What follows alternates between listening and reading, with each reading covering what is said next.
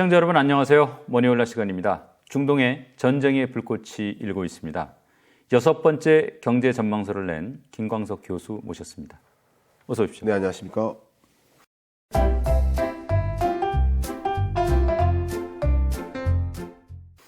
사실 오늘 이제 책 내셔서 네. 그 내용 좀 다루려고 모셨는데 네. 우선 하여간 지금 뭐 상황이니만큼 내년 경제 전망 시작하기 전에 중동 문제 조금 한번 다뤄보겠습니다. 너무 중요합니다. 사실 우리 같은 입장에서는 중동 불안이 재개가 되면은 사실 우선 먼저 걱정이 기름값이잖아요. 그렇습니다. 어떨까요? 사실 러시아 우크라이나 전쟁도 2022년 초에 발생하자마자 국제 유가가 급등했죠. 예. 약 3, 4월 달에 국제 유가가 고점을 찍었고요. 이어서 한 두세 달 격차를 두고 글로벌 인플레이션 현상이 나타났습니다. 예. 그래서 미국 물가 기준으로는 22년 6월이 9.1%로 41년 만에 최고치를 기록했죠. 예. 전쟁 이후에 국제 유가가 급등하고 그것이 고물가를 불러오는 현상. 이것은 어떻게 보면 공식화된 표현이에요. 예. 근데 러시아가 또 만만치 않은 원유 국가고 산유 국이고 자원 국가이기 때문에 더 그런 현상이 야기된다고 볼 수 있는데 역시 중동도 그런 국가입니다. 중동에 이 확전이 될 경우 이 중동 전쟁이 여기서 멈추고 뭐 끝난다 그러면은 상당한 그 충격은 덜할 수 있겠지만 주요 중동 국가들이 참전하는 방식으로 예. 그리고 서방 국가들이 직간접적으로 자금 지원이라든가 무기 지원이라든가 이런 방식으로 참여하는 국가가 많아지는 이런 확전의 양상을 보일 경우 국제 유가는 다시 올라갈 수 있고 그러면 물가는 다시 고조될 수 있고 그럼 고물가 기조가 더 지속되는 끈적끈적한 인플레이션, 스티키 인플레이션이 그 현상이 나올 수 있겠다 하는 우려가 되는 국면입니다.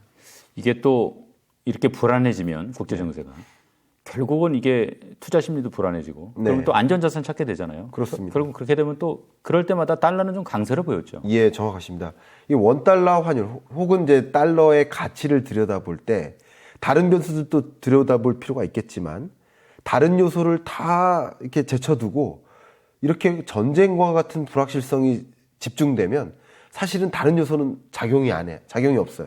그냥 오로지 불확실성 요소만 가지고 그냥 안전자산 선호 현상이 집중되다 보니까 너도 나도 달러를 갖고 있어야 되겠다 하는 생각에 달러 강세가 나오는 거고 예. 이건 지난 코로나19 팬데믹 때도 안전자산 선호 현상 생기고 빅스 지수, 이 변동폭 혹은 위험도를 알려주는 빅스 지수가 그냥 폭발적으로 치솟죠. 그때 강달러가 나오고 금 가격도 치솟죠.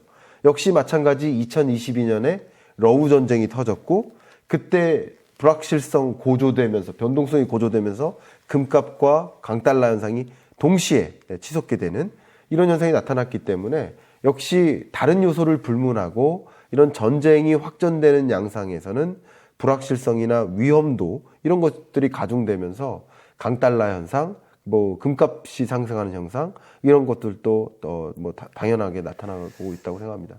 그렇게 되면 이제 사실 우리 투자 시장 입장에서 보면은 좀 좋은 얘기는 아닌데 네. 지금 미 국채 금리가 오르면서 주식시장이 가뜩이나 지금 어려움을 겪고 있잖아요. 예. 이 중동 사태가 미국 국채 금리에는 또 어떤 영향을 미칠까요? 그러니까 중동 사태가 이제 우리가 지금 현재 23년 경제 국면에서 이걸 거시적으로 들여다봐야 될 중요한 지표인 이유는 바로 이것이 물가를 자극한다는 변수도 있겠지만 예. 또 한 가지는 그 중동 사태 그 자체가 거시경제에 셔크를 준다.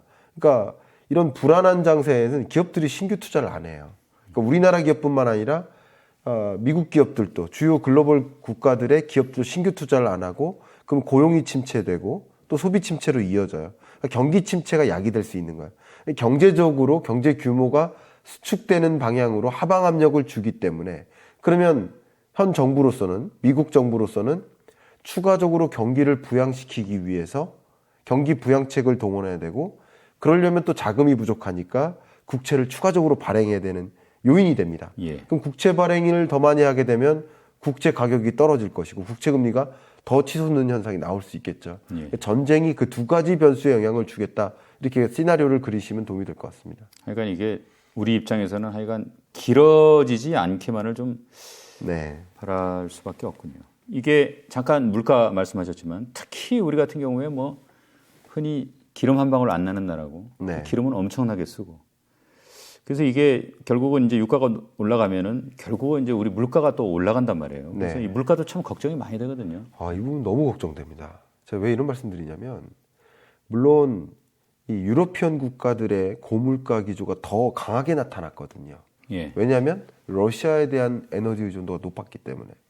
근데 우리나라는 상대적으로 중동 산유국이나 혹은 WTI, 텍사스유를 많이 쓰고 있기 때문에 이들 국가의 전쟁 상황, 공급 부족 현상이 야기되면 우리나라의 에너지 물가를 자극할 가능성이 굉장히 높아요. 예. 근데 지금 잠깐 말씀 나눈 것처럼 에너지 물가를 자극하지만 동시에 강달러 현상을 야기하니까 한 단위의 에너지를 사오는데 들여야 될 우리의 비용은 더 늘어나요. 네. 쉽게 말해 수입 물가가 올라가는 거예요.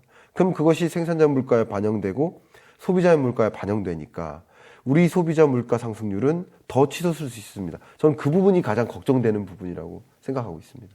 사실은 지금 이제 미국 정부도 그렇고 우리도 그렇고 어떻게 보면 기준금리가 평상시보다 올라간 건 결국 물가 때문 아니었습니까? 그렇죠. 네. 그래서 이제 물가가 좀 이제 피크아웃하고 좀 잡히나 싶었는데 이런 일이 이제 벌어진 거예요. 네. 자, 그러면 지금 연준 위원들은 이 사태를 어떻게 보고 있을지 좀 네. 궁금해요. 우리가 그 사람들 마음속에 뭐 들어가 볼 수는 없겠지만 한번 그 사람들이 지금 어떤 생각을 하고 있을지 또 네. 이게 결국은 그래서 금리에는 어떤 영향을 미칠지 한번 분석 좀 해주시죠. 네. 결과적으로 지금 22년, 23년, 24년까지도 이 머니올라 구독자 여러분들이 가장 신경 쓰는 건 기승전 금리입니다. 예. 결국 금리가 어떻게 될 것인가에 따라서 이 자산 시장에 영향을 줄 것이기 때문에 기승전 이런 전쟁이 발생해도 금리 어떻게 될 것인지 이것이기 때문에 너무 좋은 질문 같아요. 그래서 그 질문을 받고 좀 의견을 좀 드려본다면 기본적으로 이것이 고물가를 자극하는 요인이 된다라고 한다면 금리를 추가적으로 인상해야 된다 하는 매파적 시각의 FOMC 위원들의 그 발언이 가중치를 부여받을 수 있을 거라고 예. 생각을 합니다. 다수결에 의해 결정되기 때문에. 근데 이런 요인이 물가 인상 요인은 상대적으로 덜할 것이고 이미 이런 것들이 국채 금리를 끌어올리는 데 기여했다라고 또 판단하기 시작한다면 이 국채 금리가 올라가게 만드는 것이 기준금리 인상을 통해 만드는 시장의 금리인데 기준금리 인상 안 해도 국채 금리가 이렇게 반영돼서 먼저 올라갔으니 기준금리를 추가적으로 인상할 필요가 없다라고 주장하는 비둘기파의 발언이 더 커질 수 있어요. 그러니까 제가 보기에는 이 전쟁의 파급 영향을 놓고 물론 확전 가능성 여부를 좀 진단해야 되겠지만 그 시나리오 여부에 따라서 이 FOMC 위원들이 매파적 시각과 또 비둘기파적 시각 각자의 시각하에서 각자의 근거를 가지고 다툼이 많이 이루어지는 국면이라고 생각합니다. 물론 지난 FOMC 회의 때 11월 기준금리 인상 가능성을 좀 열어두는 점도표를 우리는 확인을 했는데 매파적 시각이 조금 더 많았어요. 그래서 5.5에서 5.75%로 기준금리를 인상할 가능성이 좀 많이 남아있다, 상방이 열려있다라고 생각할 수 있겠지만 결과적으로 국채금리가 그동안 10월 한 달 동안 얼마나 치솟는지 그것에 따라서 추가적인 금리 인상이 과연 필요한 것인지 여부에서 논의가 시작될 것이라고 보고 있고 정말 이것이 국제 유가를 자극할 것인지 그리고 그것이 물가를 또 자극할 것인지 그 개연성을 또 지켜보면서 굉장히 갑론을박 정말 지지 않겠다는 의견을 가지고 싸움을 벌이는 그런 국면이지 않을까 그렇게 생각합니다. 뭐 미국 같은 경우에는 내년에 이제 뭐 대선도 있고 하니까 뭐 정치하는 분들 또 연준도 또 뭐 그런 어떤 변화에서 완전히 또 무관할 수는 없으니까 머리가 아플 것 같긴 한데 네. 시장은 지금 뭐 금리 인상에 걸고 있습니까? 아니면 동결에 걸고 있습니까? 시장은 약 한 20%의 기준금리 인상 가능성을 부여하고 있는 것 같아요. 예. 80%가량은 그래도 동결하겠지 하는 마음일 것 같습니다. 근데 이런 현상을 제가 22년부터 지금 뭐 1년 넘게 쭉 매월 이 상황을 지켜보면 굉장히 재밌게도 정작 FOMC 회의를 앞에다 두고는 이게 바뀌어요. 이게 뭐냐면 제가 머니올라 출연할 때마다 그런 표현을 했었는데 헛된 기대인 거예요. 굳이 표현한다면. 기준금리 인상 없겠지 하는 기대감을 갖는 거예요. 예. 기준금리 인상을 안 하니까 결과적으로 CPI 물가를 보거나 고용지표를 보거나 PCE 물가지표를 보거나 혹은 FOMC 회의 결과를 보거나 뭐 연준 회의 끝나고 기자회견을 보거나 이럴 때마다 괜한 기대였다. 기대가 무너지는 거야. 그러니까 결과적으로 헛된 기대가 되는 거죠. 이런 것들을 반복하는 양상을 매월 봤습니다. 예. 그래서 제가 생각하기에는 지금에서는 기준금리 인상 뭐 없겠지 하는데 무게를 더 부여하다가 아마도 10월 끝자락 PCE 물가상승률 지표를 받아들 때쯤 그리고 FOMC 회의를 목전에 둘 때쯤에는 다시 기준금리 인상 가능성에 대한 무게를 더 두지 않을까. 그러니까 매월 그런 양상이 보였기 때문에 이번에도 저는 그렇게 될 거라고 생각합니다. 이제 뭐 책 얘기 좀 본격적으로 해보겠습니다. 네. 이 6번째 경제 전망서예요. 지금 네. 매해 한 권씩 내고 계신데, 뭐 체력도 좋으신 것 같습니다. 아닙니다. 이제 2024년 보통 이제 한 단어로 이렇게 쭉 한 해를 표현하셨는데 지금까지 보면 네. 보니까 상흔점이다. 네. 이게 아마 이제 상처의 흔적 네. 이런 뜻인 걸로 이해를 했는데 네. 그 의미를 좀 풀어주세요. 네. 이제 상처는 나을지 모르지만 상처의 흔적은 남는다. 이런 표현이고요. 그러니까 2022년 특히 러시아 우크라이나 전쟁을 우리는 만났고 예. 그 이후에 정말 이례적인 고물가를 만났고 근데 그 고물가라는 문제를 해결하기 위해서 고금리를 계속 단행했던 거예요. 예. 고물가를 해결하기 위해 고금리를 단행했는데 고물가라는 숙제가 해결되지 않았으니 고금리가 멈춰지지 않아요. 예. 그러니까 23년 연내 반드시 물가 잡겠다고 그렇게 금리 인상했는데 결과적으로 물가가 안 잡혔고 거기에 중동이라는 불확실성이 또 터진 거고요. 이 상황 하에서 이 고물가라는 숙제를 안고 24년을 건너가야 되는 상황이 된 거죠.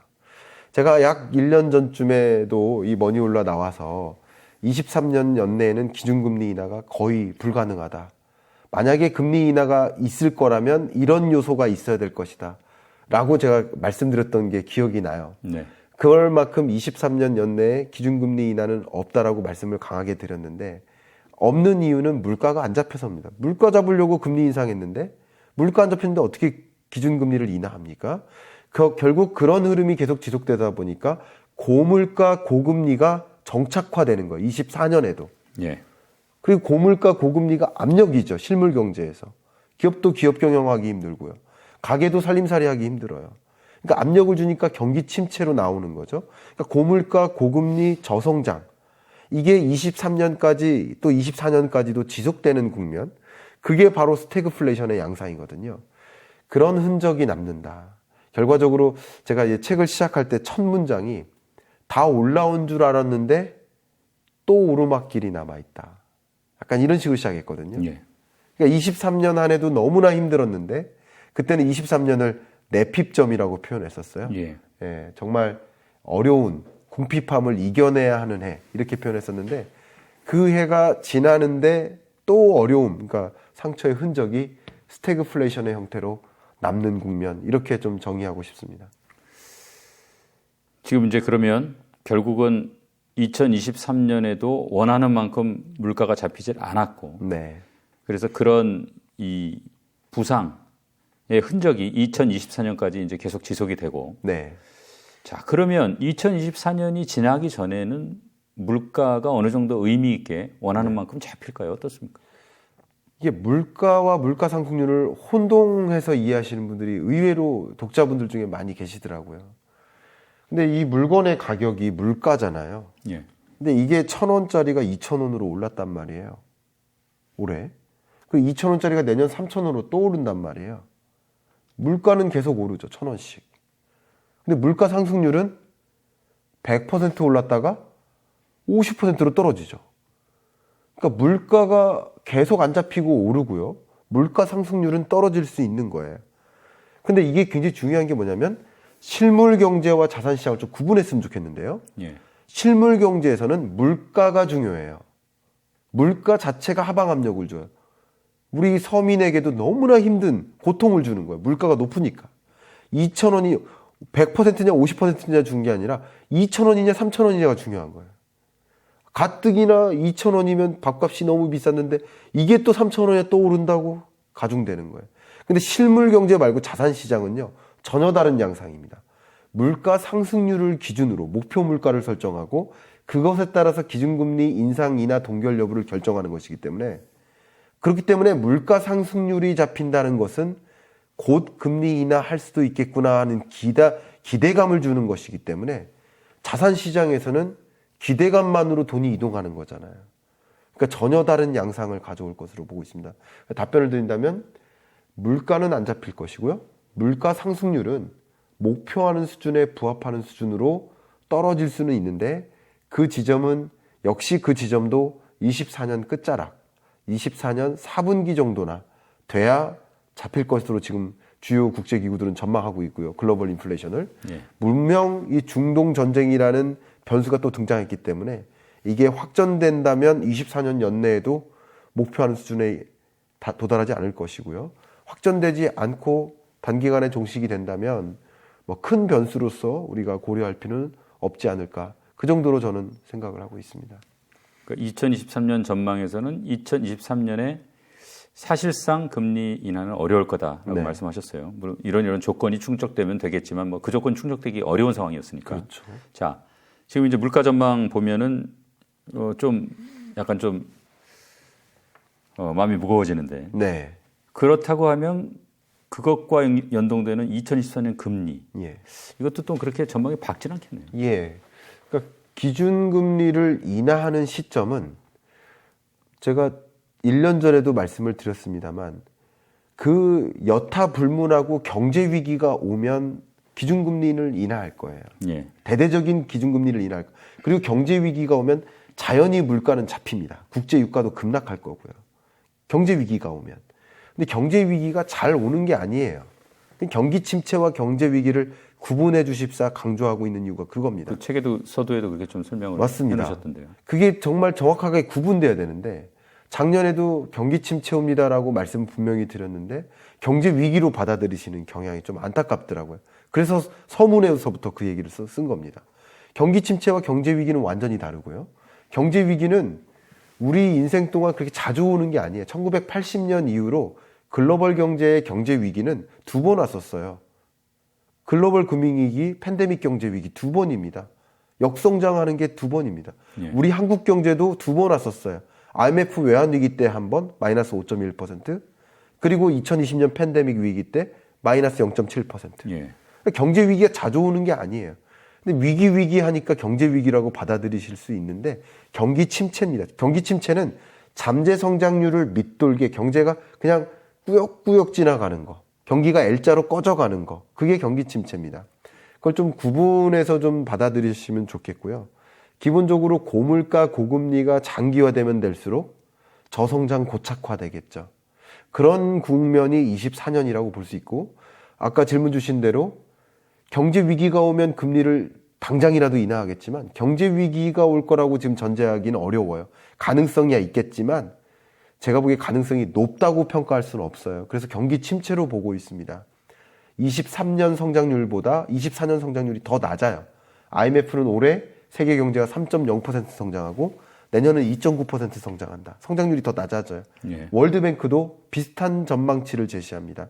더 낮아지는 걸로. 이게 경기 침체거든요.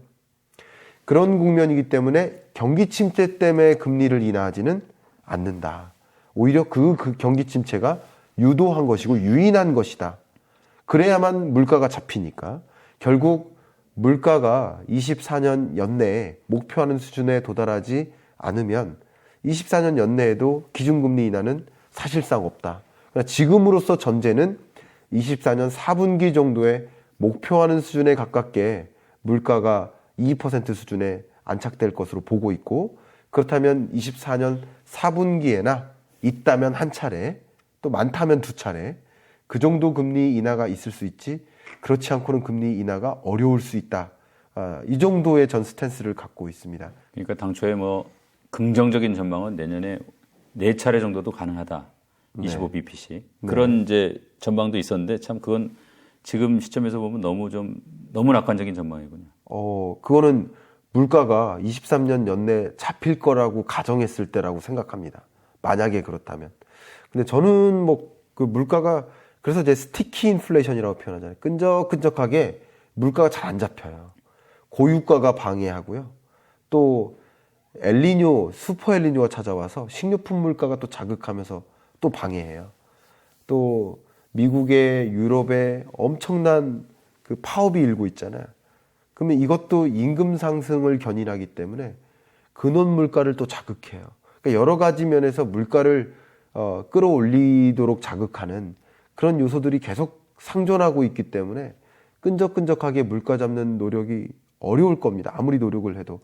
그래서 당장 상반기 내에는 금리 인하를 상정하기란 쉽지 않다. 다만 금리 인하는 있다 하면 24년 끝자락인데 기준금리 인하에 대한 기대감은 24년 2분기 정도, 대략 6개월 전에 나타날 것이다. 약간 선행하는 거죠. 그거는 굉장히 중요한 시점. 그래서 실물 경제랑 자본시장이랑 완전히 구분해놓고 이해하는 게, 접근하는 게 훨씬 좋겠다라고 의견을 드리고 싶은 겁니다. 이제 그런 지금 말씀 때문에 책 제목을 지금 스태그플레이션이라고 딱 특정을 해가지고 지금 쓰신 겁니까? 그렇습니다. 저도 이제 23년 경제전망서를 낼 때는 앞에 붙었던 제목이 Great Recession 23년 경제전망. 그러니까 경기 침체의 초입에 진입한다라는 표현이었어요. 근데 그때만 해도 아마 이 구독자분들의 반응은 다소 너무 비관적이지 않느냐 했지만 죄송합니다 이렇게 표현해서. 근데 제가 굉장히 낙관적으로 봤던 거예요. 한국 경제 성장률을 당시 1.9%로 봤거든요. 예. 1.9%는 경기 침체에 부합해요. 그래서 경기 침체가 시작되는 지점으로 평가를 했어요.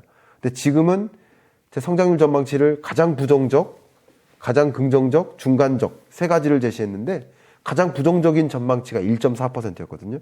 시나리오가 긍정과 중립적인 전망치의 시나리오는 이미 끝났어요. 뭐 여러 가지 전쟁이 빨리 끝난다든가 그런 전제하에 1.9%를 제시했는데 전쟁이 지속되고 뭐 이런 요소들 때문에 러시아 우크라이나 전쟁 이것 때문에 1.4%로 전망치를 최종적으로 제시한 건데 그러니까 그때 1년 전보다 지금은 오히려 더 경기 침체가 더 심각해진 상황인 거죠.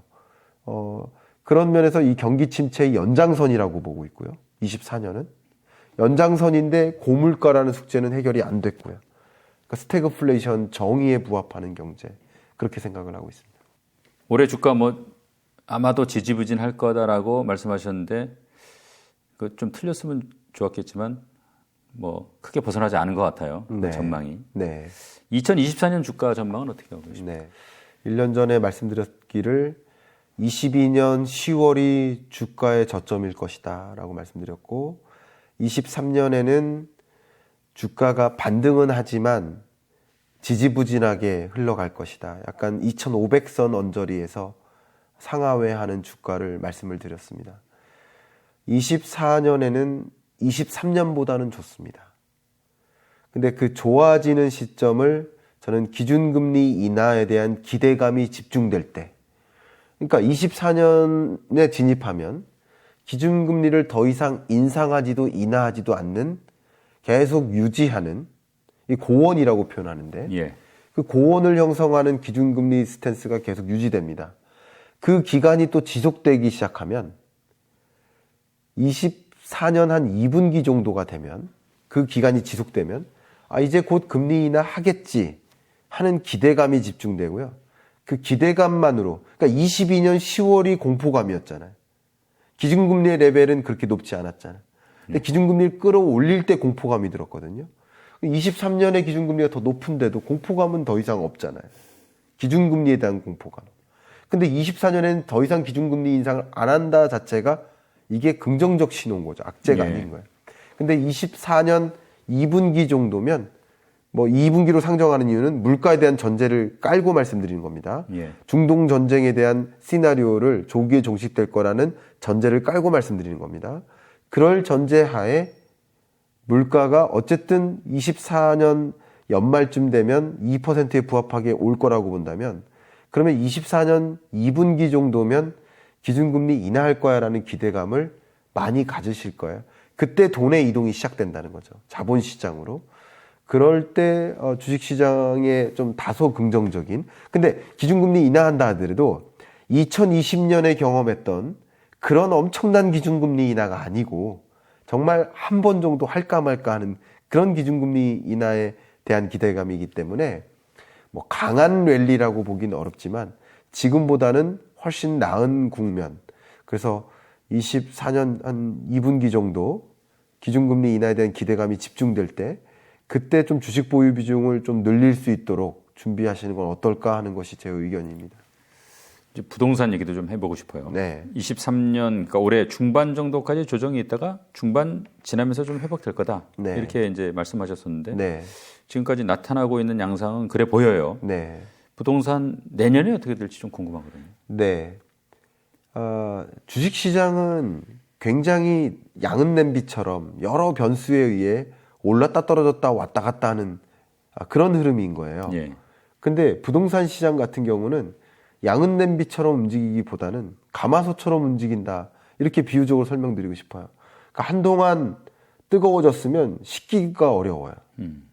또 한동안 식은 가마솥은 데피기도 또 어려워요. 예. 그런 흐름이라고 저는 생각하고요. 부동산 시장이 어쨌든 전국 평균 아파트 매매 가격을 기준으로 상승 반전한 건 사실입니다. 전국 평균 가격으로 보면 4억 9천, 아파트 매매 가격이 4억 9천까지 떨어졌다가 지금 5억 정도의 근처에 도래했거든요. 그러니까 바닥 찍고 반등하는 흐름은 맞아요. 네. 근데 상승세가 강할 수는 없다고 봅니다. 상승세가 강할 수는 없지만 이 상승 기조, 그러니까 매우 미약한 상승 기조. 거의 이 그래프를 그리면 그래프에 살짝 그 0을 상회하는 플러스 등락률을 그냥 간간히 유지하는 그런 느낌의 미약한 상승 기조를 전 전망하고 있고요.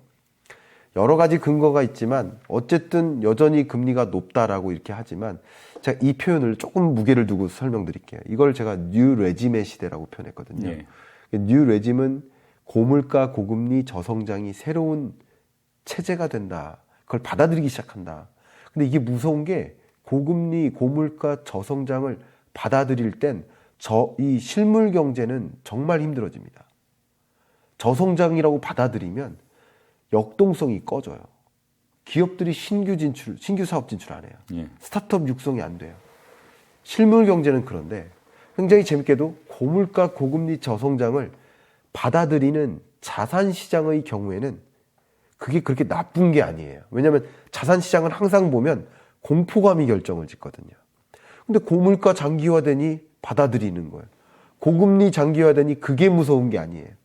저성장은 원래 선반영된 거 아니냐? 이렇게 받아들이기 시작해요. 이런 것들이 결과적으로 고물가, 고금리, 저성장이라는 새로운 체제 하에 더 이상 이걸 무섭게 받아들이지 않는다. 제가 이렇게 생각하는데 한 가지만 추가적으로 설명드리겠습니다. 지금 고금리라고 생각하세요? 저금리라고 생각하세요? 고금리죠. 고금리라고 생각해요. 저도 고금리라고 생각해요. 근데 우리네 많은 국민들이 왜 고금리라고 생각할까요? 아마도 최근에 경험한 금리가 너무 낮아서예요. 2020년, 21년. 근데 이 고금리 기조가 계속될 거라고 한다면 지금의 금리를 받아들이는 거예요. 역사적으로 봐도 기자님 저보다 인생이 조금 기시겠지만 역사적으로 봐도 지금의 3.5% 기준금리가 높은 금리는 사실은 아니지 않습니까? 옛날 생각하면 그렇죠. 그렇죠. 그러니까 2020년, 21년 그 금리가 사실 이례적인 거였고 이례적으로 이상한 제로금리였던 거고 그게 우리나라 역사상 가장 낮았던 금리였고 그게 기준이 되니까 3.5%가 굉장히 높은 금리, 고금리로 받아들이는 건데 이 금리 체제가 계속되다 보면 뭐 3.5%가 뭐 그렇게 높은 금리야? 받아들이기 시작하는 거예요. 그러니까 그런 것들도 자산시장에 또 그냥 뭐 이 정도 됐으면 이제 집 사야 되는 거 아니야? 하는 특히 많은 대출을 의존하지 않아도 되는 자산가나 일부 대출만 받아도 되는 그 내 집 마련 잠재적인 수요층 이들을 중심으로 수요가 일어나니까 매매 가격이 반등하는 흐름으로 전망이 되는 거라고 말씀드리겠습니다.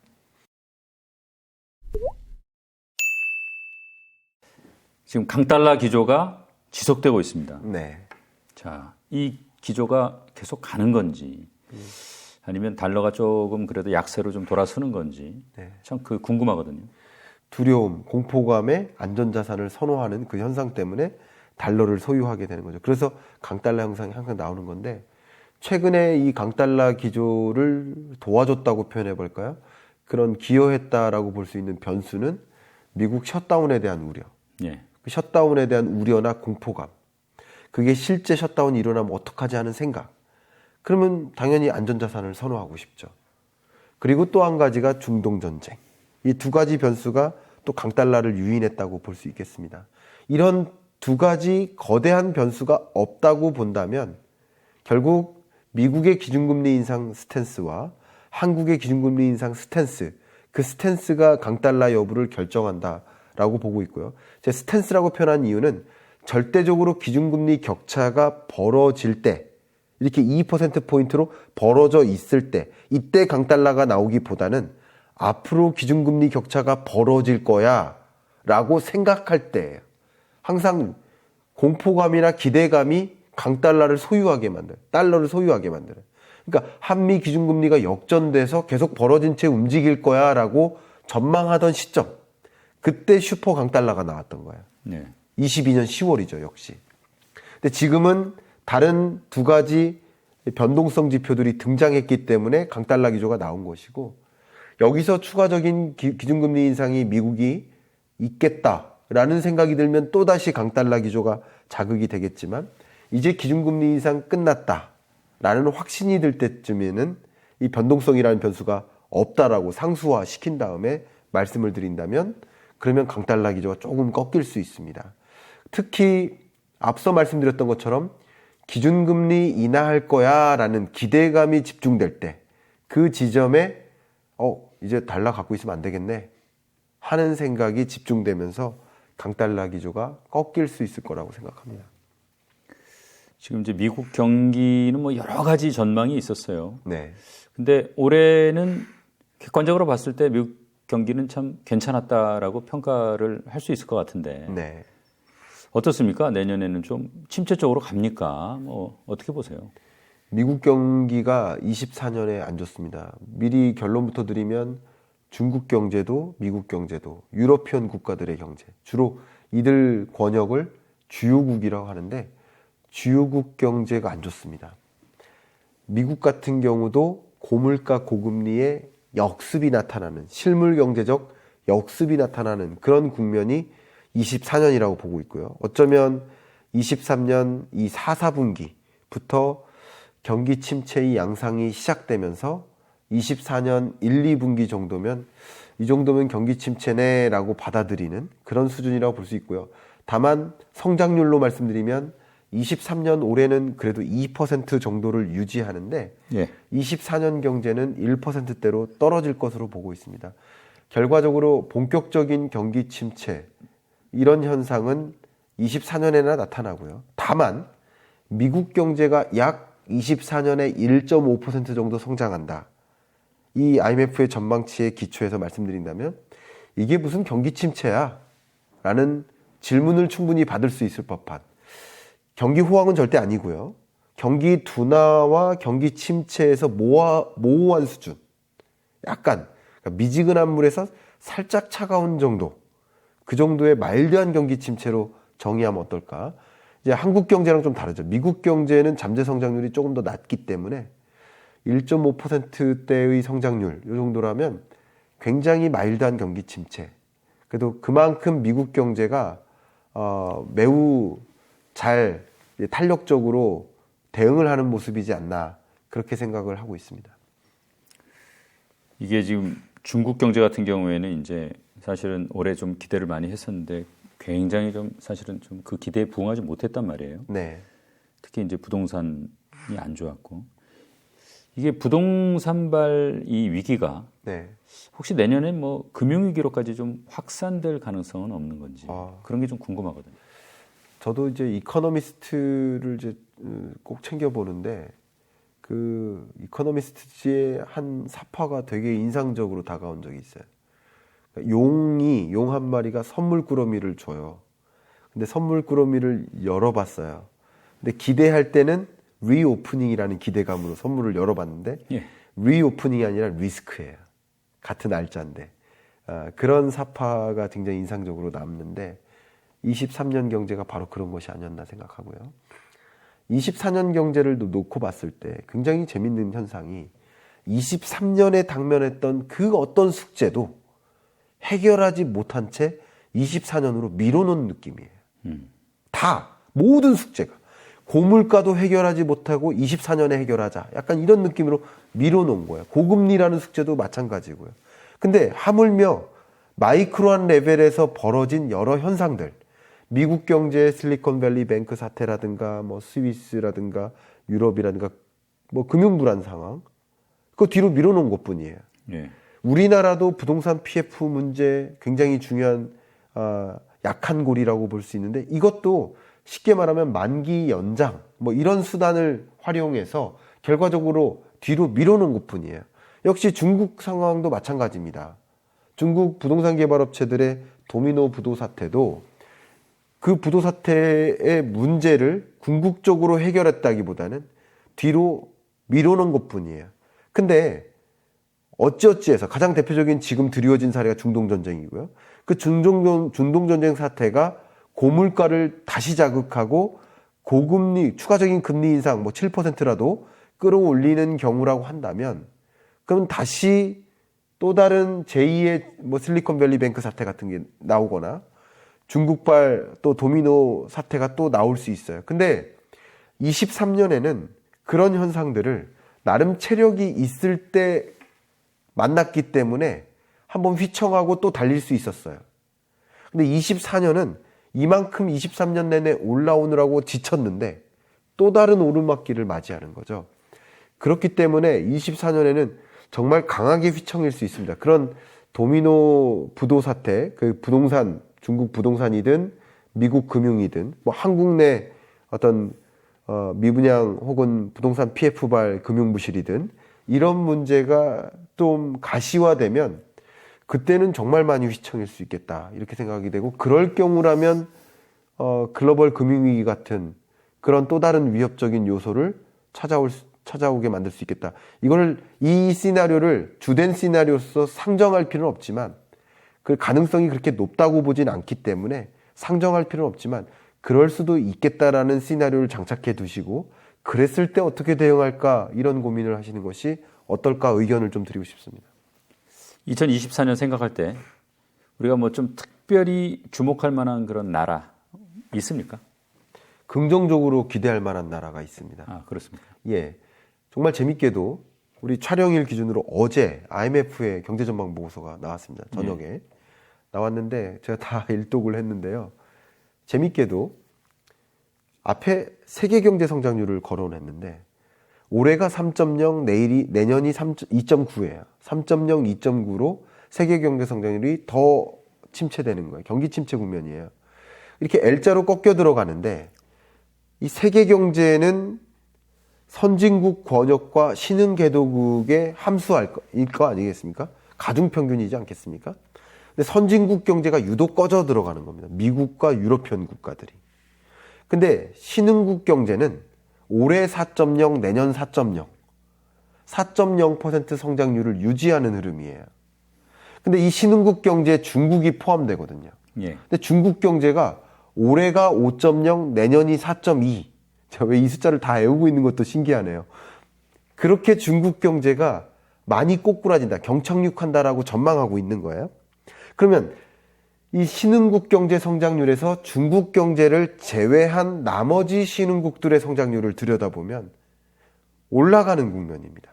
그러니까 제가 무엇을 말씀드리냐면 신흥국 권역 중에서도 중국을 대체할 유망 신흥국, 그걸 이름하여 알타시아라고 표현하죠. 얼터너티브 에이시아.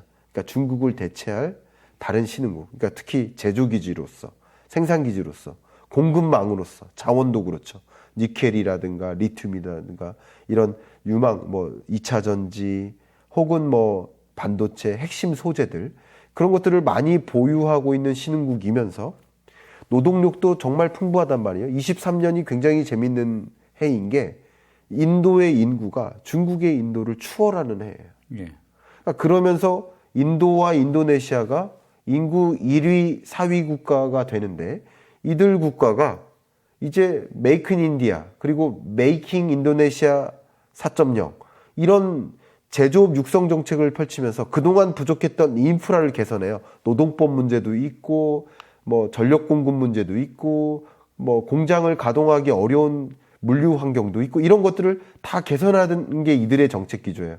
그래서 중국으로부터 공장이 이동해서 이런 국가들로 안착하는 그런 현상이 좀 집중되는 시점이 24년이라고 보고 있고요. 예. 그런 관점에서 이 알타시아 이 권역에 좀 관심을 가지시면 어떨까 하는 의견을 드립니다.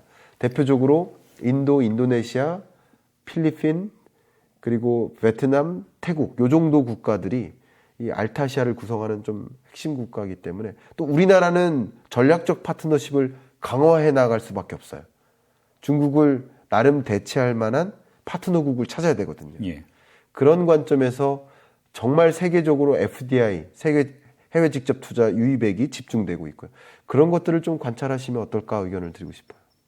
자, 지금 이제 미국이 금리가 상당히 높은 상태에서 예상보다 더 길게 유지가 되고 네. 내려도 뭐 그야말로 정말 찔끔 내리지 않겠냐 이렇게 보셨어요. 네. 자, 금리는 한미 금리는 역전된 상태고. 네. 그러면 한국은행은 지금 어떤 선택해야 되는 겁니까? 자, 정말 한국은행은 뭐 죄송한 표현인데요. 선택이 아니라 선택권이 없는 입장이라고 제가 비유를 해서 설명드릴까요? 그러니까 이러지도 저러지도 못하는 입장이지 않을까. 그냥 한국은행이라고 입장을 바꿔놓고 생각을 해보면, 그러니까 한미 간의 기준금리 격차가 벌어져 있는 거, 이것도 해결을 해야 될 과제이긴 해요. 이렇게 벌어져 있으면 또 위기 상황에 대응 능력이 좀 약하거든요. 예. 실제 외환위기 우려감도 우리 한국 경제에 좋은 건 아니고요. 나머지 다른 여건이 그나마 괜찮기 때문에 외국인 자금 유출이 지대하게 나타나지 않은 것뿐이지 한미 기준금리 격차만 보면 외국인 자금 유출이 단기간 안에 순식간에 빠져나와도 이상한 일이 아닐 만큼이에요. 그러니까 걱정되는 대목은 분명히 있습니다. 예. 근데 이건 대외적인 여건이고요. 대내적인 상황을 놓고 보면 한국은행 입장에서는 지금 가장 걱정하는 게 경기 침체 그 자체예요. 경기 침체가 1% 밑으로 떨어지면 안 되거든요. 그럼 경제 위기 상황이에요. 글로벌 금융위기 때 한국 경제가 0.8% 성장했습니다. 그러니까 23년 상반기가 가장 비슷해요. 글로벌 금융위기 당시랑. 그러니까 그런 지점을 간신히 버텨서 지나는 구간인데 여기서 추가적인 금리 인상했다가 경기가 더 무너지는 게 아닌가 하는 걱정이 하나 들고요. 두 번째 걱정은 아마도 가장 약한 골이라고 볼까요? 우리나라의 가장 큰 걱정, 단기간 경기적인 관점에서의 가장 큰 걱정, 그건 분명 부동산 PF일 거예요. 이 부동산 PF 쪽에서는 정말 인력 이동이 일어나고 있습니다. 그 자본시장에서 먼저 쫙 빠져나가고 있습니다. 그래서 지금 부동산 PF 문제가 정말 어제 오늘 할 만큼 살얼음판을 걸을 만큼 좀 걱정되는 구간인데 여기서 금리를 추가적으로 올렸다가는 그러니까 어쨌든 이게 한번 도산시키고 가야 되는 거 아니냐라는 생각도 있어요. 어떤 계층들은.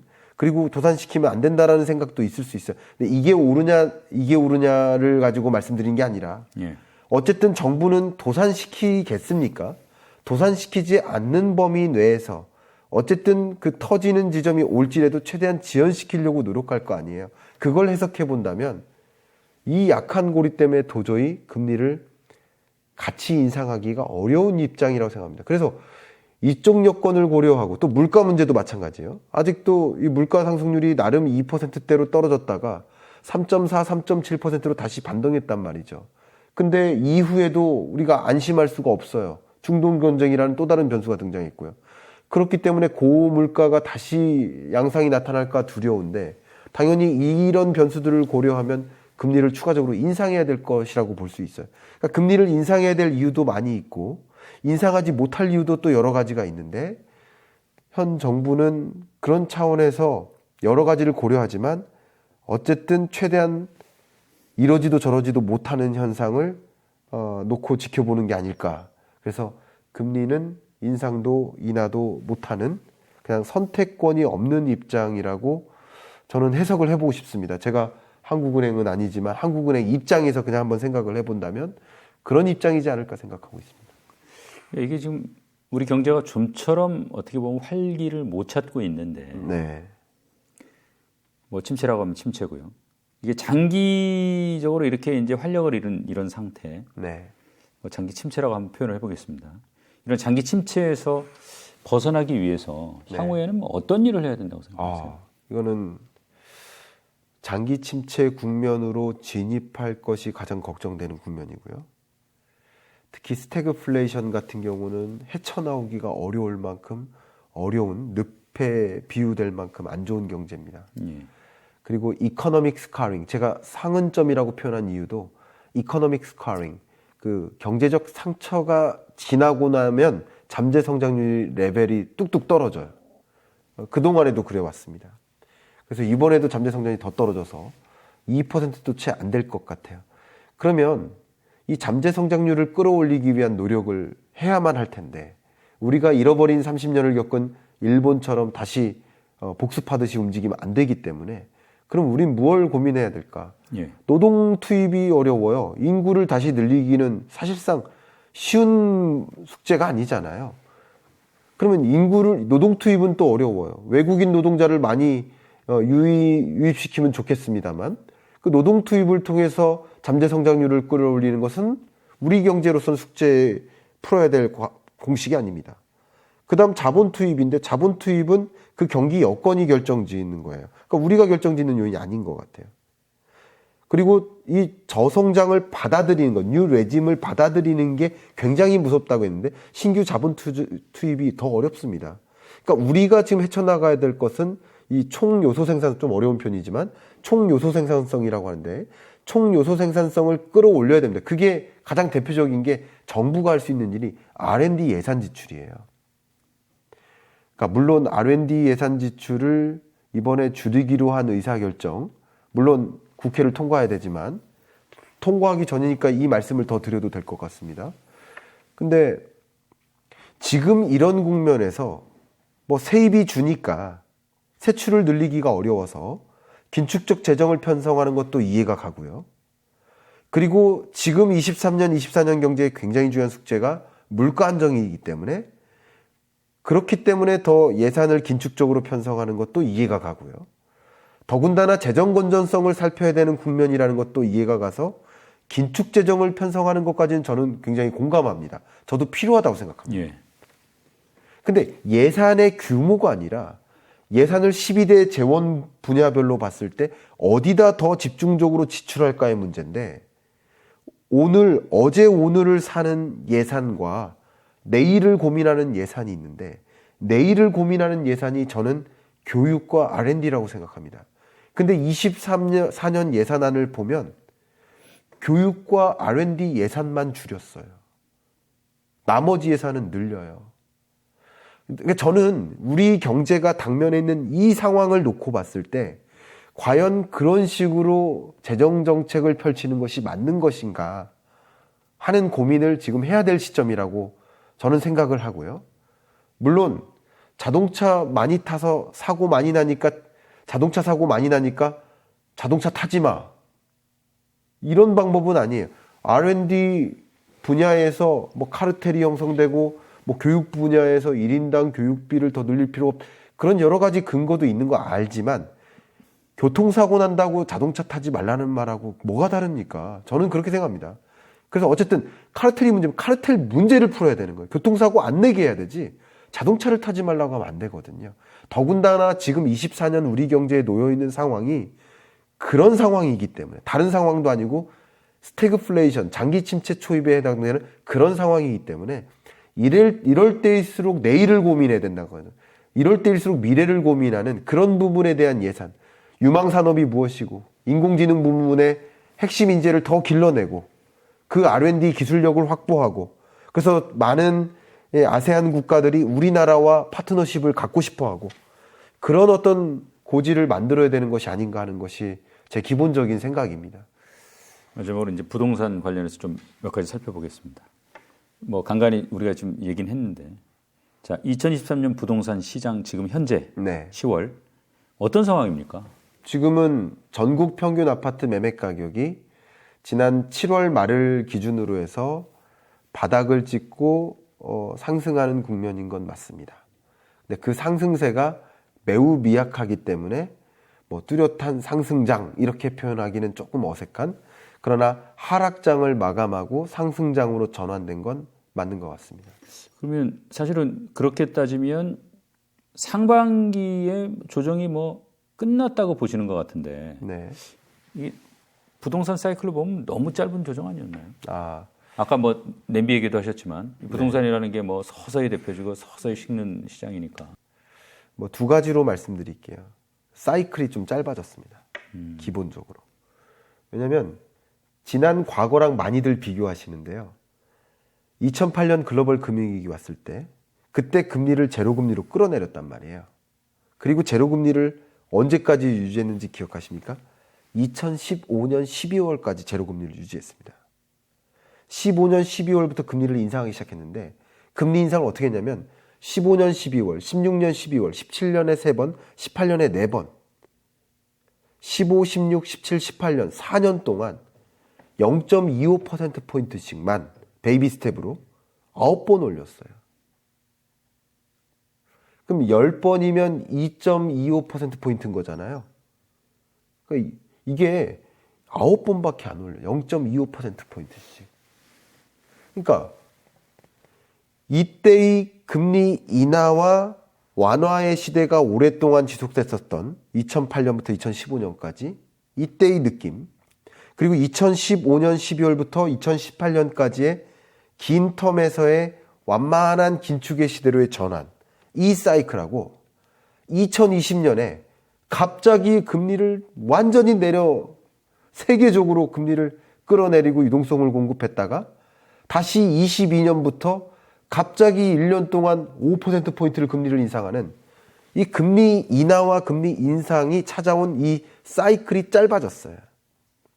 그렇기 때문에 2020년, 21년 동안에 부동산 매매 가격의 상승장이 왔었고, 그리고 22년부터 23년 상반기까지 약 1년에서 1년 반 정도 하락장을 맞이했던 거죠. 그리고 사이클이 지금 상승장으로 전환되는 그런 국면이라고 저는 생각합니다. 한 가지 더 추가적으로 말씀드려도 될지 모르겠습니다. 네, 말씀하십시오. 그러니까 그 질문에는 또 이런 질문도 있어요. 20년, 21년에 엄청난 버블이 형성됐다. 그 버블이 채 꺼지지도 않았는데 다시 상승장을 가는 거냐. 이런 질문을 좀 많이 주시거든요. 예, 그런 뉘앙스 들어있는 겁니다. 예. 그런 질문에 대해서 좀 답변 드리고 싶어요. 2022년에 찾아온 우리 세계 경제의 숙제가 인플레이션입니다. 이런 물건 하나 사는데 10,000원이면 샀다가 20,000원이 드는 거예요. 물건 값이 이렇게 치솟았어요. 그동안 뭐가 떨어졌을까요? 돈의 가치가 순식간에 떨어진 거예요. 근데 돈을 주고 부동산을 사는 거잖아요, 지금. 부동산 시장을. 근데 집값이 떨어진 건 사실은 돈의 가치가 떨어졌는데도 집값이 이렇게 떨어졌다는 현상은 사실은 굉장히 많이 떨어진 거죠. 그러니까 제가 어떤 사이드에서 이해관계 입장에서 말씀드리는 것이 아니라 이 시장을 놓고 봤을 때 저는 이렇게 거대한 인플레이션의 시대, 41년 만의 최고치에 해당하는 그 인플레이션의 시대에 집값만 유독 떨어졌다는 얘기는, 주가도 오르고 금리도 오르고 모든 게 올랐는데 가계부채도 증가하고 집값만 이렇게 떨어졌다는 얘기는 이 정도면 너무 조정이 안 된 거 아니냐, 아직 집값 비싼 거 아니냐라고 생각하실 수도 있지만 사실은 굉장히 많은 조정이 일어났다라고 또 해석해 볼 수 있겠다. 저는 그렇게 뷰를 갖고 있고요.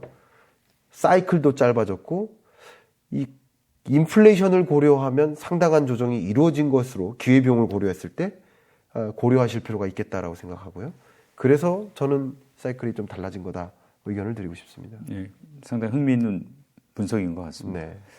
지금 이 책 보면 2024년 부동산 시장 트렌드 비대칭화라고 하셨어요. 네. 어떤 의미입니까? 네. 제가 지금 집값이 아까 전국 평균 아파트 매매 가격을 가지고 23년 7월 정도부터 반등했다라는 말씀을 드릴 때 공감하시는 분이 반, 공감하지 않으신 분이 반이에요. 지금 시장이 딱 그런 시장이에요. 공감 안 하시는 분들도 많으실 겁니다.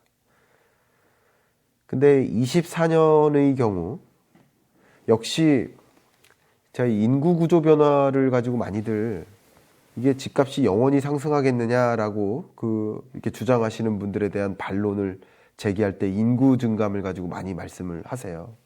근데 인구 증감, 인구 감소라는 표현은 수도권에는 어울리지 않아요. 인구의 증감보다 더 중요한 게 인구의 이동입니다.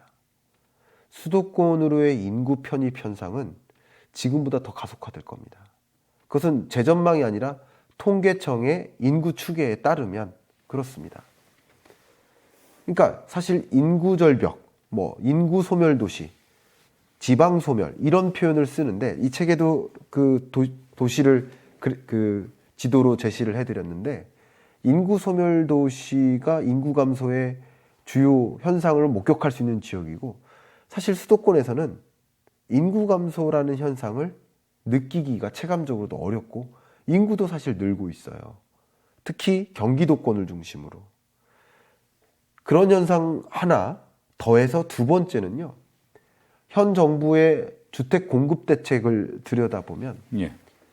이 수도권의 신도시를 3기 신도시를 포함해서 이 신도시를 건설한 택지 개발하고 이게 핵심적인 정책 방향이에요. 그러면 여러분들도 느끼시겠지만 신도시 건설된 주요 기존에 여러분이 역사적으로 경험했던 신도시 생각해 보십시오. 서울 인근에는 일산, 분당, 최근에는 하남, 더 최근에는 위례, 동탄. 이 신도시의 이 지대 자체가 완전히 레벨업이 되는 현상을 보시면 지금의 이런 부동산 정책 기조도 수도권과 비수도권 간의 이 부동산 시장의 흐름을 인구 증감과 맞물려서 더 비대칭화 시키는 것이다.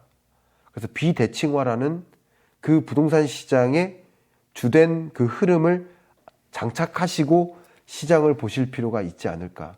그런 관점에서는 평균을 가지고 이 시장의 의미를 부여하기에는 어려움이 있을 수도 있다. 그래서 그 비대칭화라는 트렌드를 장착하시고 시장의 흐름을 지켜보시는 것이 어떨까 하는 것을 이제 추천드린다는 의미에서 비대칭화라는 트렌드를 제시했습니다. 그러면 이제 그 큰 어떤 틀이고 지금 부동산 시장 흐름 보려면 또 어떤 것들을 좀 주목해서 봐야 되는 겁니까? 결국 그 수많은 변수들, 금리나 정책이나 이런 수많은 변수들이 결과적으로 수요와 공급이라는 두 개의 변수를 매개해요. 이 두 개의 영향을 미치고 이게 가격을 결정짓는 거잖아요. 수요와 공급을 계속 지켜보셔야 됩니다. 근데 그 수요와 공급의 결과물이 뭘까요? 그게 미분양 주택 건수거든요. 미분양 주택 건수가 2020년, 21년에 급격히 해소될 때 집값이 올랐고 미분양 주택이 2022년에 급격히 치솟을 때 집값이 떨어졌고요.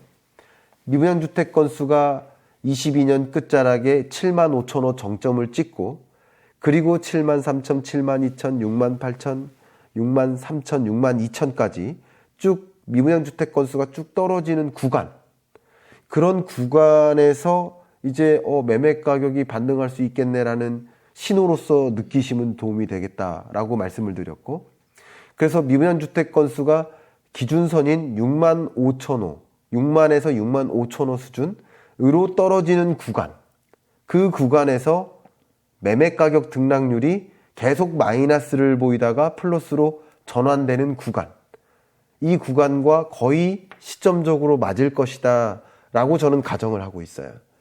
그래서 그 가정하에 전년에 썼던 전망서에 23년 중반이 반등하는 구간이라고 말씀드렸었던 거고요. 그래서 여러분들이 여러 변수들이 난무합니다. 중동전쟁이라는 또 다른 변수가 등장해서 이게 또 어떻게 시장을 바꿔놓을지 들여다봐야 됩니다. 결국 그런 여러 변수들이 미분양주택 건수의 이 추이를 결정짓기 때문에 이건 수요와 공급의 결과물이기 때문에 미분양주택이 어쨌든 결과적으로 해소되느냐 아니면 다시 쌓이느냐 이런 것을 좀 지켜보시면 매달 말일쯤에 이 데이터가 발표되니까 기사라든가 뭐 제 채널에 오셔도 좋고요. 그런 걸 좀 명확히 들여다보면서 부동산 시장 경기에 대한 판단 하시면 어떨까 의견을 드리고 싶습니다.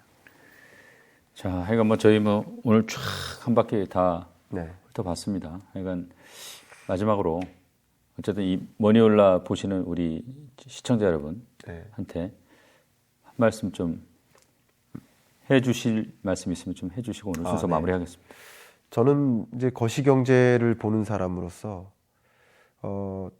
정말 뭐 10여 년간 이 거시경제를 볼 때 확고한 믿음 한 가지는 수많은 거시경제 변수들이 톱니바퀴처럼 엮여 있구나.